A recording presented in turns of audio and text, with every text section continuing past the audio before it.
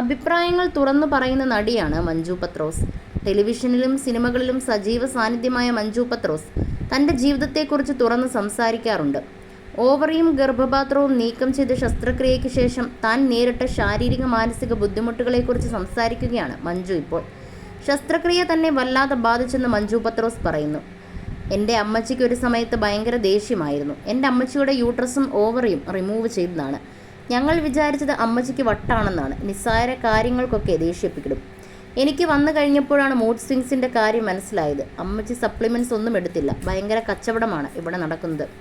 ഏറ്റവും നല്ല സ്ഥലത്താണ് എൻ്റെ സർജറി കഴിഞ്ഞതെന്നാണ് ഞാൻ ഓർത്തത്. പക്ഷേ ആഫ്റ്റർ കെയർ വേണമെന്നൊന്നും എന്നോട് ആരും പറഞ്ഞില്ല. സർജറി ചെയ്യാൻ ഭയങ്കര തിടുക്കമായിരുന്നു. ഇത് കഴിഞ്ഞാൽ പിന്നെ സൂപ്പറാണ്, പീരിയഡ്സ് ഇല്ല, എന്ത് സുഖമായി നടക്കാം എന്നാണ് എന്നോട് പറഞ്ഞത്. പക്ഷേ അതായിരുന്നു എൻ്റെ ബലമെന്നത് ഇത് കഴിഞ്ഞപ്പോഴാണ് മനസ്സിലായത്. ഒരു നിവൃത്തിയുണ്ടെങ്കിൽ ഇത് കളയരുത്. മരുന്നുകൊണ്ട് മാറുമെങ്കിൽ മാറ്റിക്കളയണം.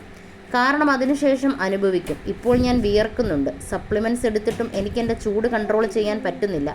ചിലർക്കിത് ഭയപ്പെടുത്തുന്നതാണ്.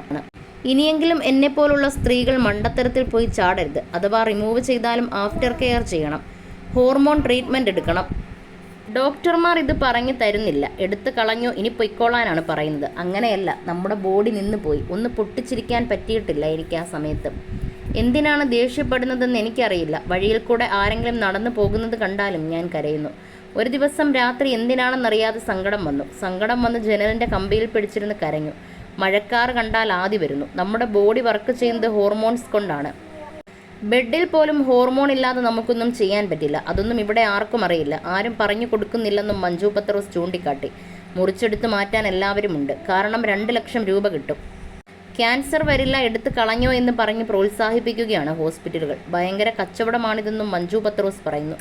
സിനിമാ രംഗത്തെക്കുറിച്ച് തനിക്ക് പരാതികളൊന്നുമില്ലെന്നും മഞ്ജു പത്രോസ് പറയുന്നുണ്ട്. മറ്റേത് പ്രൊഫഷനേക്കാളും സൗകര്യങ്ങൾ അഭിനയ രംഗം തരുന്നുണ്ട്. ഒരു ചിലവും വരുന്നില്ല. ഇങ്ങനെയൊരു മേഖലയെ തള്ളിപ്പറയാൻ താനില്ല. സിനിമാ രംഗത്തിന് ആരെയും ആവശ്യമില്ല. മഞ്ജു പത്രോസ് ഇല്ലെങ്കിൽ പകരം മറ്റൊരാൾ വരും. അത് മനസ്സിലാക്കേണ്ടതുണ്ടെന്നും മഞ്ജു പത്രോസ് വ്യക്തമാക്കി. സോഷ്യൽ മീഡിയയിൽ സജീവ സാന്നിധ്യമാണ് മഞ്ജു പത്രോസ്.